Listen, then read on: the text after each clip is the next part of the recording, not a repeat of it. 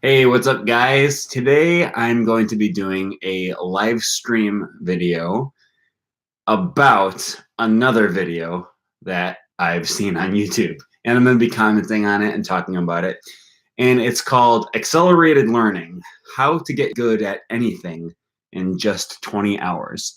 And I'll include the link to this video in the description below. It was a really interesting video. Sorry, let me take this in because I'm trying to remember the name of the book.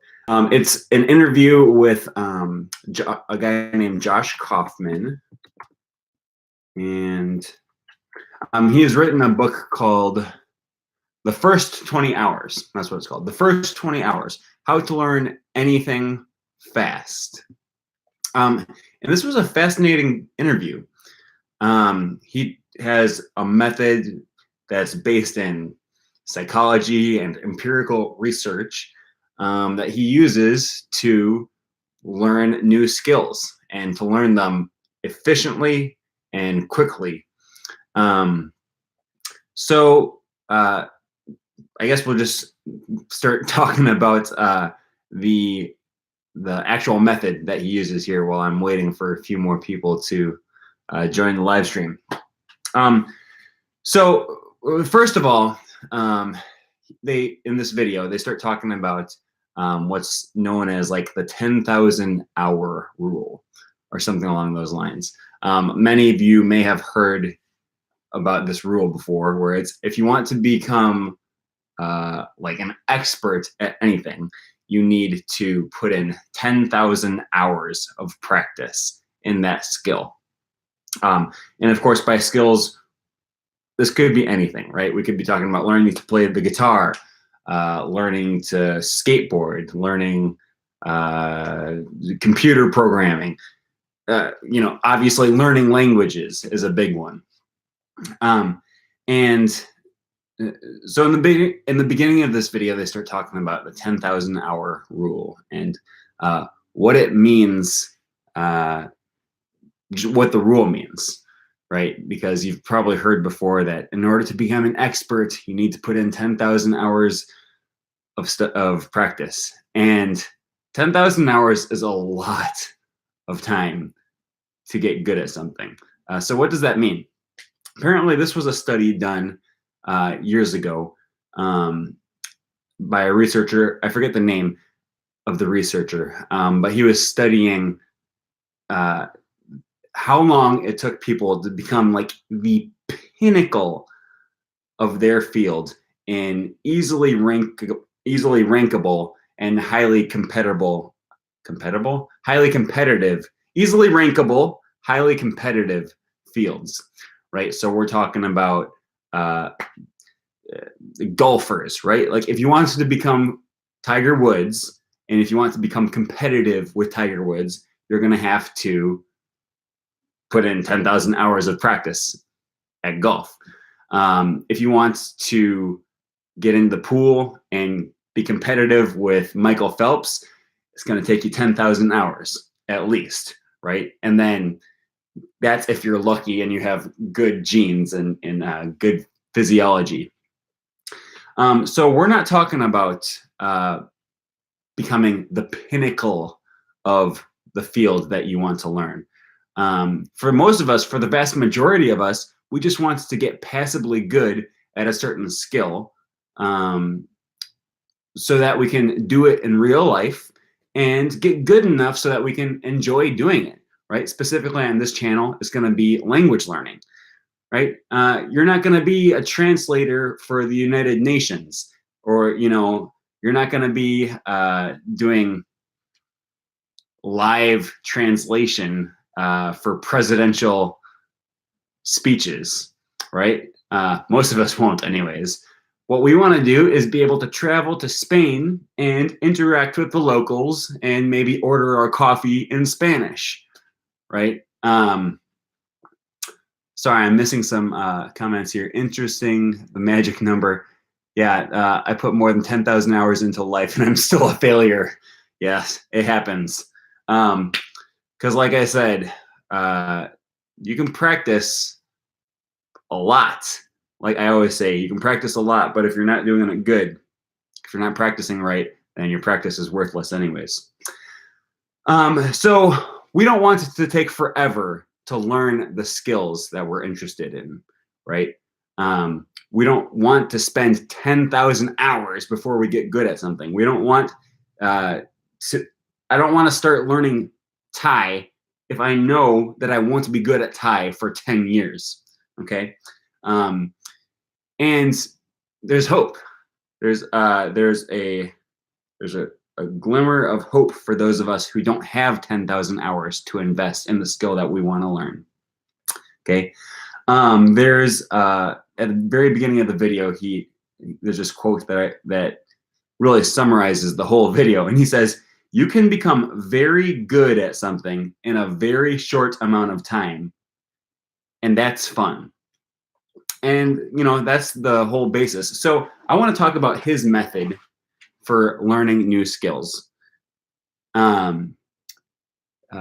He says, well, I mean, if you don't practice the right way, it doesn't mean it's useless. It's just less effective, except if it's Duolingo, right? Hey, Rasmus, thanks for joining.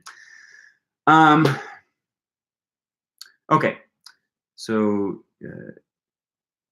yeah, and you want to get good enough in your skill quickly. You want to reach the level to where it becomes fun, right? Because if you're learning to play the piano, then for the first few weeks, you're just doing scales and Mary Had a Little Lamb, and that's not fun, okay? But after you start learning some actual songs and songs that you enjoy, then you're going to be able to sit down and actually do it just for fun. And from time to time, I don't actively, I'm not taking piano lessons or anything anymore, but from time to time, I'll sit down at the piano and just spend like an hour just playing all these, I'll play Don't Stop Believing and Come Sail Away and Living on a Prayer and Back in Black, right? And I just jam out for like an hour, and it's a blast, okay? It's the level you want to be at in the skill that you're learning, okay? You're not going to just sit down and just jam on scales and arpeggios, right? And neither are you going to have a fun time spending a fun evening doing flashcards in your target language, right?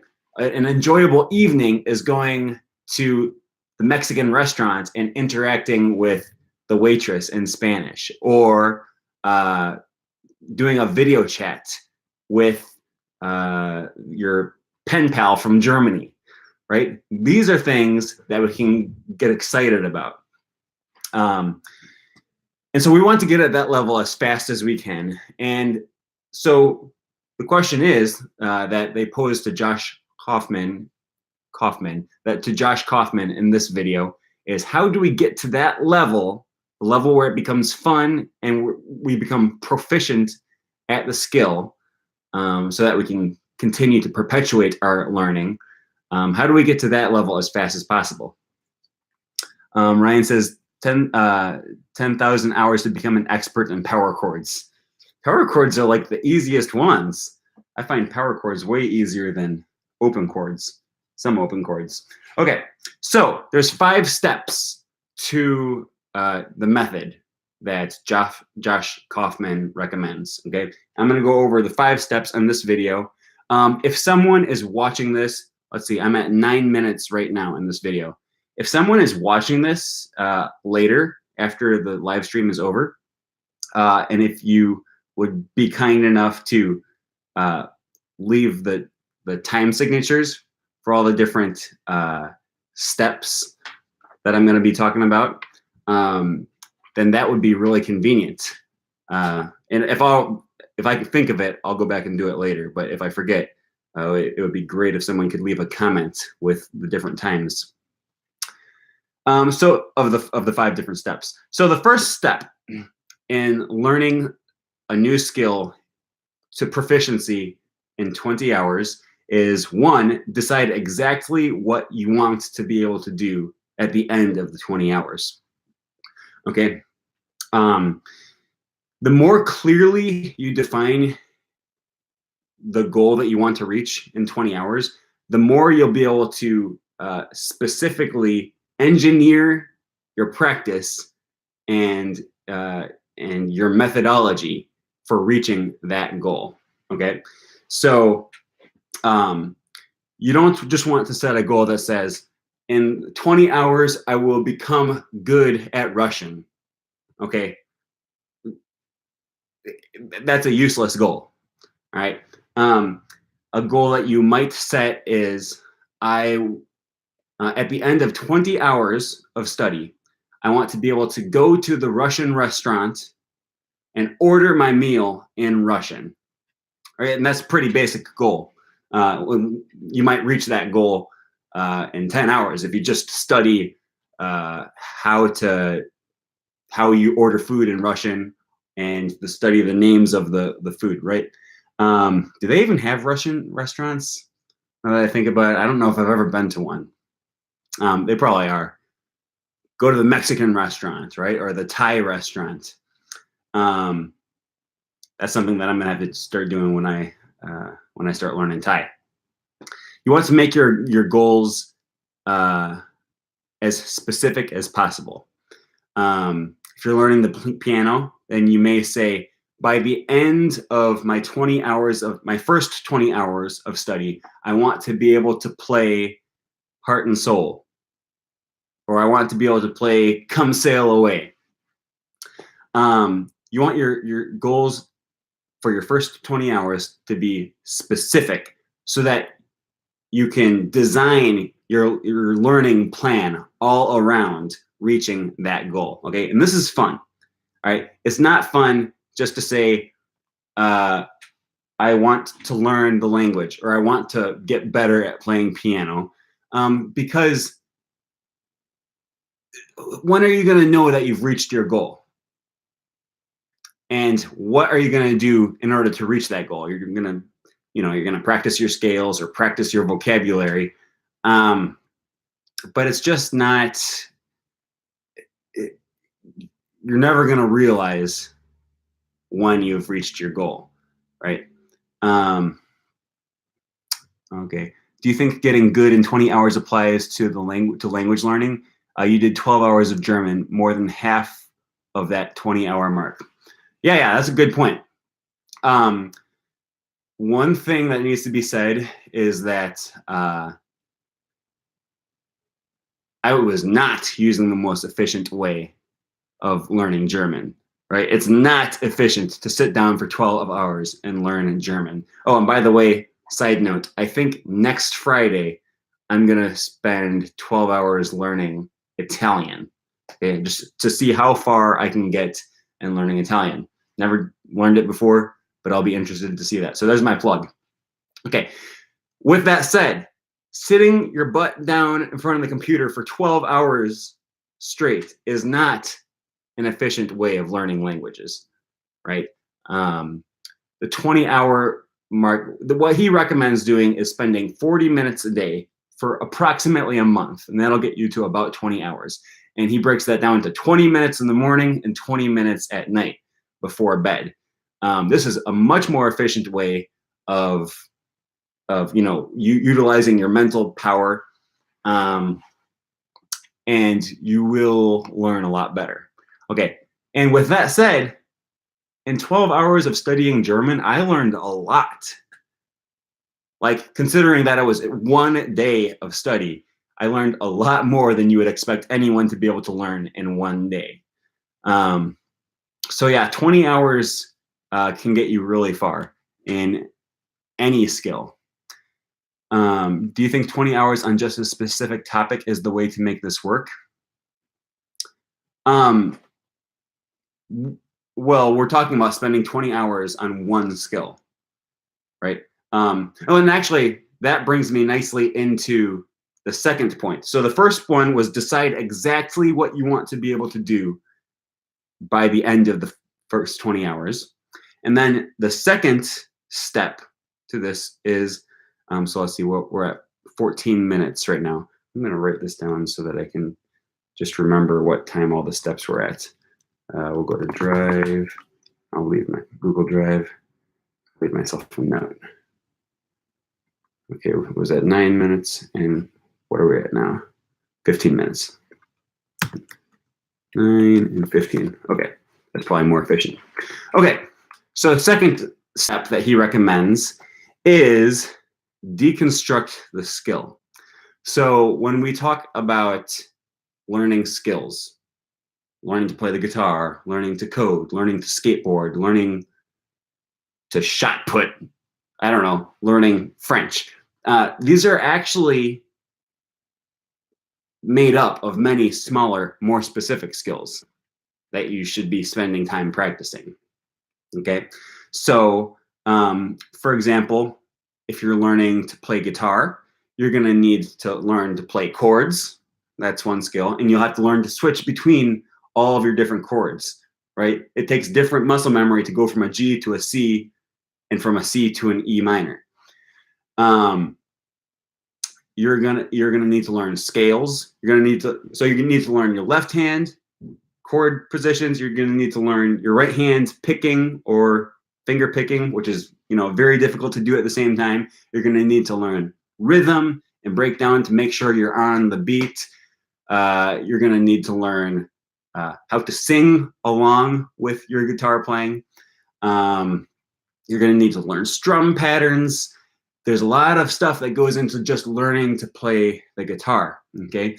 Likewise, if you're learning Italian, you're going to need to learn vocabulary.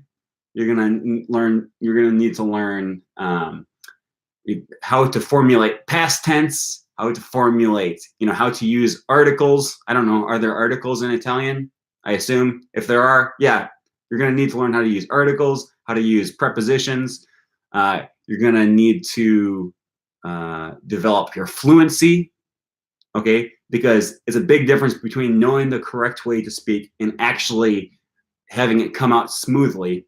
Okay, you're going to need to learn how to hear, listen, understand Italian. You're going to need to learn how to speak Italian. You're going to need to learn how to write Italian, read Italian. All of these different skills go into learning Italian. So you're going to need to break it down so that you can focus on each individual aspect of it. Okay, if you're on a baseball team, I remember thinking about this when I was a kid. I didn't play baseball. I played softball. Okay, and I remember thinking, like, why on earth, when I go to softball practice, do we spend all this time doing pitching practice and throwing and batting practice and catching practice? Why don't we just play a game of softball, right? Because that's what we're actually trying to learn how to do, is how to play softball well. The answer to that is that when you're just playing a game of softball, it's unpredictable, right? So in my mind, just playing scrimmage games all day would have been the optimal practice. But I was a kid and I didn't understand these things. Just playing softball all day is unpredictable. So you don't know when the ball is going to come to you, right? The center fielder is going to be getting all the balls, and then the guy sitting at right field is just going to be sitting there bored. Okay, so it's predictable in some ways, but you want to be able to prepare and practice for every skill that you might need, okay? Because if you're just doing practice games and 9 times out of 10 the ball goes to the center fielder or to the shortstop, then by the time the game comes around, your right fielder is going to be underprepared for catching the ball or for doing whatever it is that he needs to do. And then if the ball does go into him during the game, you're going to be out of luck. Okay. Likewise, you need to prepare each individual sub-skill of whatever bigger skill it is that you're learning. Okay. You can't just jump in to playing Flight of the Bumblebee on piano and just start playing it really slowly at first and then working your way up to speed.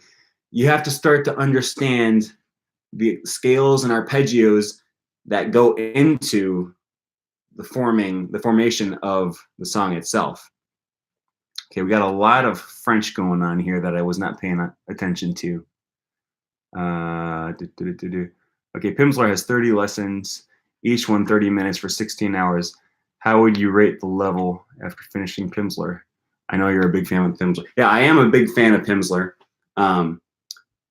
They do a good job of breaking down vocabulary and grammar stuff into sub skills. I would say that if you're going to do this 20-hour method that Josh Kaufman is recommending, you need more than just Pimsleur. First of all, Pimsleur only helps with your listening and speaking. We can talk more about that in a little bit. I want to get to step 3, which is find the information that helps you deconstruct the skill into the sub-skills that you will need the most. Okay, and I want to clarify here, he did mention many of us we geek out about learning new things, right? And we want to go online and do a deep search for all the information on the skill that we want to learn. And maybe go to the library and check out 10 books on whatever it is that we want to learn. And then we're going to start, if you're learning to code, if you're trying to learn computer programming, then you're going to try to read through all the books before you start actually writing a program. And that's not how it works. If you're learning to program, then you're going to first learn print hello world, and then you're going to go into your Python interpreter and type print hello world. That's going to be your first script, and it's useless and it's basic and it doesn't do anything, but you're starting from the very beginning. You're not reading through your whole book to learn how to learn the theory behind programming before you start, right? You start practicing the very first day, the very first page of your book. You're going to follow along and do the computer programming code. Okay. So a lot of us can fall into the trap of doing more research than practice. And research is good. I'm not talking bad about that, or I'm not saying you shouldn't do research. You just have to learn to balance that. Research is not the most efficient use of your time after you've reached a certain level. Okay. You want to do just enough reading to find out which skills are going to be the most important ones to practice in order to reach your goal. Okay. And if you skim through 3 books on the subject and you start to notice certain skills emphasized over and over and over, then those are probably going to be the skills that you want to spend the most time practicing. And he says that usually there's only 3 or maybe 5 sub skills that you really need to focus on in order to improve the overall skill that you're trying to learn. Okay. That's why, there's a reason when you hear me talking about, or when you hear anyone talking about learning to play the piano or learning to play an instrument, scales are emphasized, right? We emphasize scales. If you don't know anything about music, you probably know that scales are one of the basic building blocks for learning music, because those are the things that get emphasized so much. And so those are the things you want to pay attention to. What are the experts telling you to start off with? So do some research. Don't over research, okay? Don't spend so much time researching that you're not spending time practicing, but do some basic level of research, find which skills are going to be most important to target, and then start working on those. Okay. Step 4 is very important, and I should probably focus on this more on my channel. I do a lot of talk about all kinds of different aspects of language learning, and this is one that probably gets neglected. Step 4, okay, we're at 24 minutes right now, so I'm going to put, or almost 25. I'll put 25 minutes right now. Okay, step 5 is, step 4 is eliminate barriers to practice. Okay. So anything you can do to make it so that it takes less effort to practice, you need to be doing. All right. And as an example of this, I play the trombone in my school orchestra, and it's a lot of fun. I love playing, I love being part of the orchestra, but I hate practicing it. Right? I've been playing the trombone since I was in 5th grade, and I've done enough practicing by now, right? That's what it feels like. I want to practice new, exciting skills. I want to start practicing Mandarin, or I want to practice Python, or unicycling. I want to practice the new things. I don't want to sit and practice the trombone, but you have to, right? And so I'm not gonna practice my trombone if it's deconstruct. If I have it taken apart and in its case, and I have my case in the attic in the far corner, buried under a bunch of boxes, right?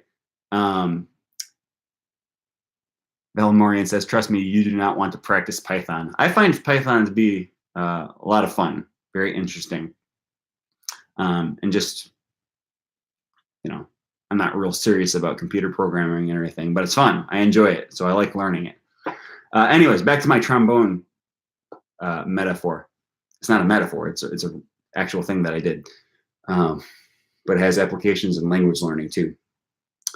So if I have it taken apart and in its case in the closet, then every time I have to practice the trombone, I'm going to have to go into the closet, dig through the boxes, pull it out, open the case, screw the trombone together, and then start practicing. All right. And that's just going to get rid of my motivation to even start doing it. So what I do is I have a trombone stand that I sit next to my music stand, and my music stand already has the music sitting on it. So all I have to do is walk into the room, sit down, and pick up my trombone, and then I can start practicing. Okay, and that simple step is enough to eliminate one of the barriers to getting me to practice. Okay. Another thing that you can do is find a routine, establish a routine and a specific time of the day to practice your skill, your language, or whatever it is. Because if you just decide, I'm going to practice for 40 minutes a day at some time during the day, every day, life has a way of getting its, I don't know, squeezing its way into your schedule and ripping all of the free time out of your day. So don't just bank on having 40 minutes of free time during the day that you're going to use to practice your skill. Schedule that into your day. Okay, whether it's right after you wake up, right after you go to bed, which is another thing that they mentioned in the video.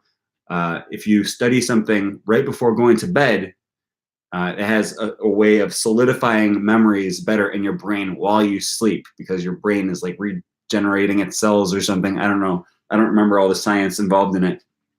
But so doing learning right before bed is highly recommended. But if you have some time in the day, maybe it's right after you get out of school or right after you get back from work. Sorry, I'm reading comments here. When I'm forced to do something I hate practicing, like in high school, I hated Spanish and now I love it. Yeah. When you're forced to practice something, it makes it a lot harder. But when it's something that you love and you're motivated about, then practicing becomes a joy. What was I saying? Something about, scheduling, routines. Another routine that I have is driving back and forth to school, and I have a long commute, and it's something that I always have to do. I have to go to school and back. Okay. That's how I started to fall in love with Pimsleur, because it's easy. I can just put it into the CD player in my truck, and so that's kind of along the lines of not having my trombone in the case, right? The CD is already in the CD player so that when I turn the truck on, the Pimsleur CD comes on. Nowadays, I use Spotify on my iPad more often. You can find music in your foreign language or podcasts in the language that you're learning. And it's a routine part of your day that you don't have to, I don't have to stop whatever I'm doing to start practicing. I already have to get into the truck and start going to school. So that's a time of the day when I know that I'm going to be practicing. Okay. And driving to school isn't like the ideal opportune time to be practicing because I have to be focusing on other things. Fortunately, the vast majority of my trip is one straight shot down the highway, so I don't have to think about stopping and turning and going and stoplights and all that stuff. I can give a little bit more of my mental energy to thinking about the language. So that's the fourth step that he recommends. Removing barriers to practice. Okay. And number 5 is pre-commit to completing the whole first 20 hours. And for most of us, this is not an issue because we've already been practicing our languages for more than 20 hours. But if you're starting a brand new skill that you don't know anything about, so for example, this summer, I'm probably going to start learning Thai. Okay, I don't know anything about Thai, and I'm an absolute beginner. I'm pre-committed to doing 20 hours of study within the first month. I'll probably have 20 hours of study done within the first 2 weeks. Okay, because if you think about it, that's not a whole lot more than like an hour and a half a day of study. And then after I'm done with school, that's just what I'm going to be doing with my life because I'm a geek. If you want to start learning a skill and you can't schedule 20 hours worth of study into your next month, then the skill probably isn't that important to you, right? If you can't schedule in 40 minutes a day, well, okay, here's the thing. If you study for 1 hour a day, and most of us, at least most of the people on this channel, we are trying to improve ourselves. We're trying to learn. And many of us will spend an hour a day practicing or studying. Okay, if you can study for 1 hour a day, then you're going to reach your first 20 hours in less than 3 weeks. Okay, if you can study for 40 minutes a day, then you're going to hit your 20-hour mark in about a month. Okay, and like I said, Josh Kaufman recommends doing 20 minutes and then 20 minutes again later in the day. So it's going to take some time and some coordination. Totally doable. If you practice for 30 minutes a day, which most of us can do, sometimes if I've had times where when I was in the Marine Corps and just super, super busy all day, sometimes you can't. But the vast majority of us can find 30 minutes in a day to work on a skill that's really important to us. Okay. If you can spend 30 minutes a day, then that'll take you about 6 weeks to reach your 20-hour mark. And that's a month and a half. So if you can imagine being pretty good, pretty proficient in a skill a month and a half from now, and it only takes 30 minutes a day, that's a pretty good trade-off, right? It's a skill that you don't know anything about at the moment. I watched a TED Talks, I think it's a TED Talk by Josh, the guy in this interview, the guy who wrote this book. And he decided to spend 20 hours practicing the ukulele. And he actually timed out his practice like very precisely, so that by the time he was giving this TED Talk, he had practiced the ukulele for like 19 hours and 58 minutes or something like that. And by the time he was giving this talk, he brought his ukulele, he gave the talk, he gave the spiel, he gave the 5 points to learning, the 5 steps to learning something in 20 hours. And then at the end of the talk, he brought out his ukulele and he played a little song. And, it wasn't groundbreaking. It wasn't Jake Shikamburu or whatever his name is playing While My Guitar Gently Weeps. It was a pretty basic song, but it was good. Like, it wasn't crappy. Like a lot of people, it didn't sound bad. Like a lot of people that you hear trying to play guitar for the first time and it's all out of tune. It was good. It was impressive for someone who had only spent a month learning to play the ukulele. And then he said, I was very precise at timing out my exact amounts of practice. And I just, up here on stage while I was playing this song, I completed my first 20 hours of playing the ukulele. And so you can really come a long way in just 20 hours of practicing if you do it the right way, okay? Sitting down in front of the computer and learning German for 12 hours straight is not the right way to do it. But so I just wanted to encourage you guys with that, just give you some of this information and let you know if you are really serious about learning something, and if you can stick to a schedule, and if you can follow these 5 pretty basic steps, then a month from now or 3 weeks from now, you can be at a very high level. I shouldn't say very high. You're not going to be an expert, right? We talked about the peak of every field is going to take you 10,000 hours to reach. Okay, that's not what we're talking about. We're talking about spending a little bit of time every day and very quickly learning the skill to the points to where it's fun and enjoyable to do, and you can impress other people with your ability to do so. So that's basically everything I had to say today about the video. It's kind of a review of another video, or not a review, but like, commentary on it, giving my own personal experiences and thoughts. If you guys have any other questions or comments, I'll take them now. I'd love to hear your opinions. Okay, Rasmus says, if it is just a topic, then yeah, but 20 hours for the whole language is nothing. Yeah, absolutely.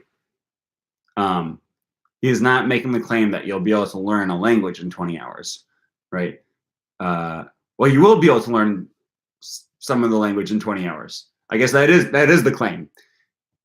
You will be able to achieve a goal within the language in 20 hours. Benny Lewis gets a lot of crap all the time for naming his blog Fluent in 3 months, and people are always saying, well, you can't become fluent in 3 months. And I'm like, yeah, well, it depends on what you mean by fluent. But you can learn a lot of a language in 3 months, especially if you're starting from scratch. Oh, it's easier to judge if you're starting from scratch. You can learn a lot in 3 months, no matter what level you're at. But that's why he recommends setting a goal. Your goal might be going to the Spanish restaurant, Mexican restaurant, and chatting in Spanish and ordering my food in Spanish with the waitress. You can easily learn to do that in, well, you can learn to order your food in Spanish in just a few minutes, right?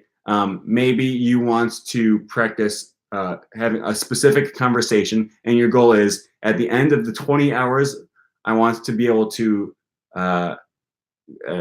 go meet my girlfriend's parents and talk to them in Spanish without having my girlfriend translate for me, right? And hold a conversation with them. So then you're going to be focused and you're going to be studying on the things that you're going to be talking about with your girlfriend's parents if they speak Spanish. That was just an example pulled out of my head. Maybe you want to have a half-hour long Skype conversation with a native speaker from Germany, okay? And you're going to be focused and you're going to be planning on reaching that goal, Okay, this is very doable within 20 hours because you know what kind of vocabulary, what kind of things you want to be talking about with them, and you know what things to be practicing. Okay, and that's why his first step is decide exactly what it is that you want to achieve, right? Um, so to answer your question, Rasmus, right, 20 hours for learning a whole language is nothing. But the goal is not learn German. The goal is be able to hold a Skype conversation completely in German for 30 minutes on a certain topic. Totally doable. Okay. Rasmus says you wanted to talk about Pimsleur after you went through your points. Yeah. And Angela says, but you can grow so much after 20 hours, and then you plan another 20 hours after in another. Before you know it, you'll be proficient. Exactly. You're working your way up to bigger and better goals as you go along. Okay, Pimsleur. I think, yeah, I always recommend Pimsleur. I think it's great. I think it helped me a lot personally in learning French, and learning French. If you don't know what Pimsleur is, it's an audio series where they teach you some vocabulary words, and they take you from the very beginning where you don't know anything in the language, and the audio series, the speakers, the native speakers on the CD or on the MP3, they say something in the language, you repeat it back, and then they'll ask you, how do you say this? And then you answer that, and then, so you go back and forth with CD, repeating it. It's very good for improving your pronunciation. And I think that would be a good implement if you're spending 20 hours trying to reach a certain goal in your language. Although you can't just use Pimsleur, you need something else. Because you're trying to get a laser focus on reaching a certain goal. Okay, and Pimsleur doesn't do that. They take the long-term approach of just getting better at the language, which is great. But it's not gonna be the most efficient way of learning vocabulary that you'll need for holding a conversation with your girlfriend's parents or with the waitress at the Mexican restaurant. So another analogy to that would be, let's say you want to say, I want to be able to play Come Sail Away on the piano by the end of 20 hours. So you're not just going to start practicing to play Come Sail Away. You're going to practice your left hand. You're going to practice your right hand. You're going to practice the chords that go into it, right? You're going to do your C chord. It goes do do do do do do, and then you're going to go to your G chord, do do do do do do, and you're going to practice both of those, and then you're going to practice doing the melody in your right hand. And then as the 20 hours goes on, you're going to start to put them together, and you're going to start doing it very slowly. And but you're going to be understanding all the chords and all the scales that go into it because you're also practicing those. And then by the end of the 20 hours, you're not an expert piano player, but you can play a song. And that song is a lot of fun, and you're going to be able to play it well enough to impress other people. And then you spend 20 hours working on another song, right? Or working on the next more advanced thing, whatever your goal is that you've chosen. If you wanted to focus these hours on a specific skill, how would you go about it? For example, listening. That is dependent on the skill itself, right? So you're going to need to choose a set of vocabulary words that is pertinent to the topic that you want to talk about, okay? You're not just going to go to memorize.com and type in Spanish vocabulary and then just start working on that vocabulary. You're probably going to have to make your own vocabulary word list, your own course on Memrise. Either that or find a very specific vocabulary deck that's already made, very specific to the topic that you want to be able to talk about. And they do have those, They have vocabulary decks on Memrise that are just pertinent to just medical terminology or just, I don't know. I use Drops a lot, and they're pretty good about giving you specific categories. You know, there's one that's meteorological terms. Did I say that right? Meteorological terms. There's one that's just fantasy terms like dragon and witch and magic wand. There's one that's just computer terms. There's one that's just music terms. Okay, and these are ways that you're going to be focusing and honing in on learning a certain skill, and that is a lot more fun. Okay, let me tell you, learning to play Come Sail Away on piano is way more fun than learning to play piano.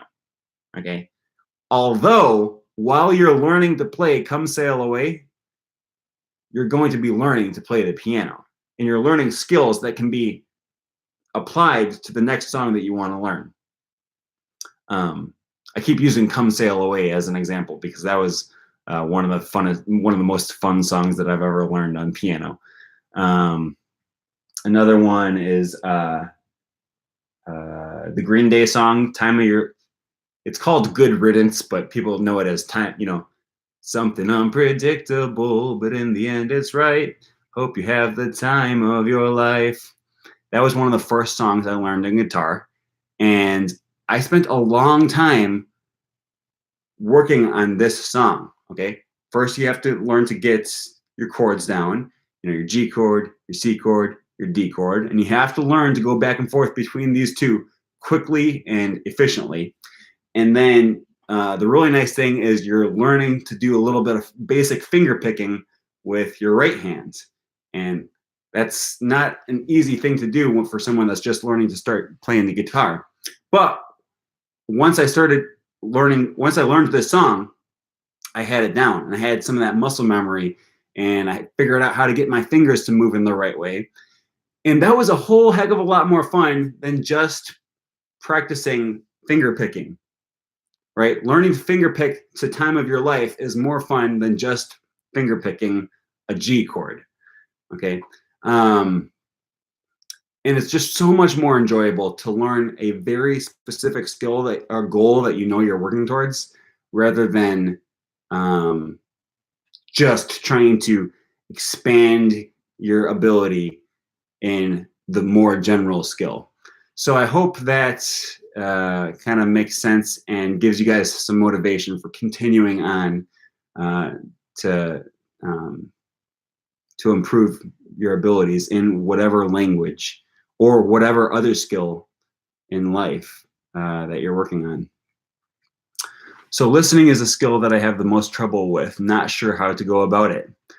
Okay, you're gonna want to listen a lot, right? You're gonna want to listen to slow speech. So type in, you know, they have news in slow English, news in slow Spanish. And then once you start to get better at that, what's really nice is if you can find slow versions of an audio text and then sped up versions of the same text. I've found a few of these in French and it was really nice. So they have someone read a text in normal speech and you listen to it and you didn't really catch most of it. And then you go back and they read it again slowly. And now you're starting to understand what words they're saying and you're catching the different verb conjugations and stuff. And then they go again and read it again in the original speed, the same read they read it in the first time when you didn't understand everything. And now you're starting to catch everything, even though they're reading it at the same speed. You know, you've been working on that same text, those same phrases and sentences, and it's become easier to understand. Okay, something in Arabic says, sorry, I assume it's Arabic, and I don't read it, so I don't know what your name is. It says, I want to learn Chinese, but don't really know how to start. Any advice? Yeah, I mean, that's what we've been talking about this whole video, starting something from scratch. You're going to need to determine, I'll go over the points one more time for those who are just joining partway between. Decide exactly what you want to be able to accomplish after 20 hours of study. Okay, so is it holding a conversation with someone on Skype? Is it going to the restaurant and ordering your food in a language? Those are the most salient ones that just jump out to me right away for language learning. You could come up with your own goals, whatever you want that goal to be. But it has to be specific, not to just learn Chinese. Okay, I want to go to the Chinese restaurant and order my food in Chinese. That's a specific goal. 2, deconstruct the skill. Deconstruct it into learning your tones, learning spelling the characters in Chinese, deconstruct it into learning vocabulary words, and then grammar, reading, writing, listening, and speaking. You're deconstructing the skills.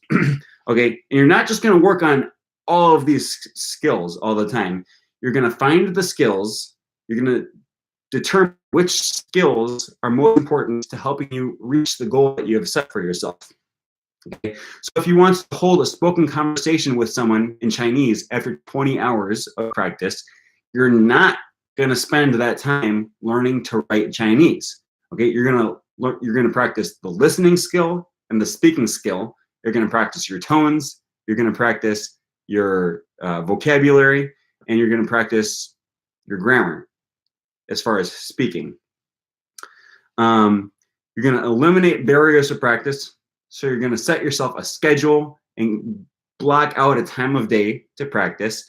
You're going to set your Chinese book on your table, open to the page that you're working on, or whatever it is that you're doing. You're going to put reminders in your phone to send you messages to say, hey, practice at this time. And that way, when it comes time to practice, you're just going to start. You're just going to sit down at your desk. Your book is already open, so you don't need to do anything. And you have no excuse to be lazy. And then you're going to pre-commit to 20 hours of practicing these skills. Okay. And if you can't, if you can't mentally motivate yourself to spend 20 hours doing something, then it probably wasn't that important to you to begin with. So that's all I've got for you guys today. I'm gonna have to get going now, but thanks so much for watching, and I hope to hear you guys' stories about how you're spending the next 20 hours of your language learning, or the first 20 hours of whatever language it is that you're learning. Merci beaucoup. Okay, à plus tard. Thank you everyone for watching, and I'll see you guys soon.